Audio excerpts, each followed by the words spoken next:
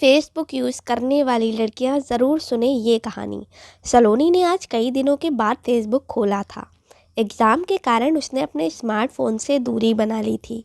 Facebook open हुआ तो उसने देखा कि 35-40 फ्रेंड रिक्वेस्ट पेंडिंग पड़ी थी। उसने एक सरसरी निगाह से सबको देखना शुरू कर दिया। तभी उसकी नज़र एक लड़के की रिक्वेस्ट पर ठहर गई। उसका नाम था राज शर्मा। भला का स्मार्ट और हैंडसम दिख रहा था अपनी डीपी में। सलोनी ने जिज्ञासावश उसके बारे में पता करने के लिए उसकी प्रोफाइल खोलकर देखी तो वहाँ पर उसने एक से बढ़कर एक रोमांटिक शेरो शायरी और कविताएं पोस्ट की हुई थी। उन्हें पढ़कर वो इम्प्रेस हुए बिना नहीं रह पाई और फिर उसने राज की रिक्वेस्ट एक्सेप्ट कर ली।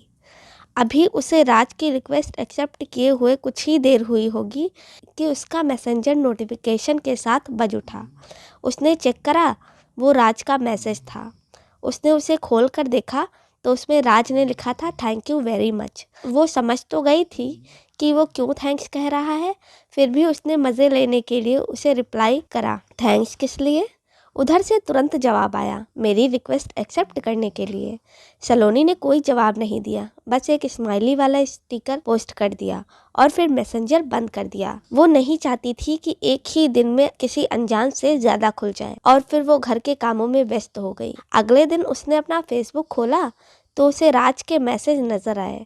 राज ने उसे कई रोमांटिक कविताएं भेज रखी थी। उन्हें पढ़कर उसे बहुत अच्छा लगा। उसके जवाब में फिर से स्माइली वाला स्टिकर सेंड कर दिया। थोड़ी देर में ही राज का रिप्लाई आ गया। वो उससे उसकी हॉबीज़ के बारे में पूछ रहा था। सलोनी ने राज को अपना संक्षिप्त परिचय दे दिया। उसका संक्षिप्त परिचय जानने के बाद राज ने भी उसे अपने बारे में बताया कि वो MBA कर रहा है और जल्दी ही उसकी जॉब लग जाएगी। और फिर इस तरह से दोनों के बीच चैटिंग का सिलसिला चल पड़ा। सलोनी की राज से दोस्ती हुए अब तक 1.5 महीना हो चुका था। सलोनी को अब उसके मैसेज का इंतज़ार रहने लगा था। जिस दिन उसकी राज से बात नहीं हो पाती तो उसे लगता जैसे कुछ अधूरापन सा है। राज उसकी ज़िंदगी की आदत बनता जा रहा था। आज रात फिर सलोनी राज से चैटिंग कर रही थी। इधर उधर की बात होने के बाद राज ने सलोनी से कहा, यार हम कब तक यूं ही सिर्फ फेसबुक पर बातें करते रहेंगे। यार मैं तुमसे मिलना चाहता हूँ, प्लीज़ कल मिलने का प्रोग्राम बनाओ ना। सलोनी खुद भी उससे मिलना चाहती थी और एक तरह से उसने उसके दिल की ही बात कह दी थी, लेकिन पता नहीं क्यों वो उससे मिलने से डर रही थी। शायद अनजान होने का डर था वो। सलोनी ने यही बात राज से कह दी, अरे यार इसलिए तो कह रहा हूँ कि हमें मिलना चाहिए, जब हम मिलेंगे तभी तो एक दूसरे को जानेंगे। राज ने उसे समझाते हुए मिलने की ज़िद की। अच्छा ठीक है, बोलो कहाँ मिलना है, लेकिन मैं ज़्यादा देर नहीं रुकूंगी वहाँ। सलोनी ने बड़ी मुश्किल से उसे हाँ की। ठीक है, तुम जितनी देर रुकना चाहो रुक जाना, राज ने अपनी खुशी छिपाते हुए उससे कहा। और फिर वो सलोनी को उस जगह के बारे में बताने लगा जहाँ उसे आना था। अगले दिन शाम को 6 बजे शहर के कोने में एक सुनसान जगह पर एक पार्क, जहाँ पर सिर्फ प्रेमी जोड़े ही जाना पसंद करते हैं, शायद एकांत के कारण, राज ने सलोनी को वहीं पर बुलाया था। थोड़ी देर बाद ही सलोनी वहां पहुंच गई। राज उसे पार्क के बाहर गेट के पास अपनी कार से पीठ लगा करके खड़ा हुआ नजर आ गया। पहली बार उसे सामने से देखकर वो उसे बस देखती ही रह गई।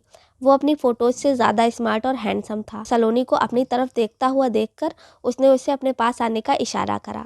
उसके इशारे को समझकर वो उसके पास आ गई और मुस्कुरा कर बोली, हाँ अब बोलो मुझे यहाँ किस लिए बुलाया है। अरे यार क्या सारी बात यहीं सड़क पर खड़ी खड़ी करोगी, आओ कार में बैठ कर बात करते हैं। और फिर राज ने उसे कार में बैठने का इशारा करके कार का पीछे वाला गेट खोल दिया। उसकी बात सुनकर सलोनी मुस्कुराते हुए कार में बैठने के लिए बढ़ी। जैसे ही उसने कार में बैठने के लिए अपना पैर अंदर रखा तो उसे वहाँ पहले से ही एक आदमी बैठा हुआ नजर आया। शक्ल से वो आदमी कहीं से भी शरीफ नजर नहीं आ रहा था। सलोनी के बढ़ते कदम ठिठक गए। वो पलट कर राज से पूछने ही जा रही थी कि ये कौन है कि तभी उस आदमी ने उसका हाथ पकड़कर अंदर खींच लिया और बाहर से राज ने उसे अंदर धक्का दे दिया। ये सब कुछ इतनी तेजी से हुआ कि वो संभल भी नहीं पाई और फिर अंदर बैठे आदमी ने उसका मुंह कसकर दबा लिया ताकि वो चीख ना पाए और उसके हाथों को राज ने पकड़ लिया। अब वो ना तो हिल सकती थी और ना ही चिल्ला सकती थी। और तभी कार से दूर खड़ा एक आदमी कार में आके कार स्टार्ट करके तेजी से आगे बढ़ा दी। पीछे बैठा आदमी जिसने सलोनी का मुंह दबा रखा था वो हंसते हुए राज से बोला, वाह भाई वाह, मज़ा आ गया, आज तगड़े माल पर हाथ साफ करा है।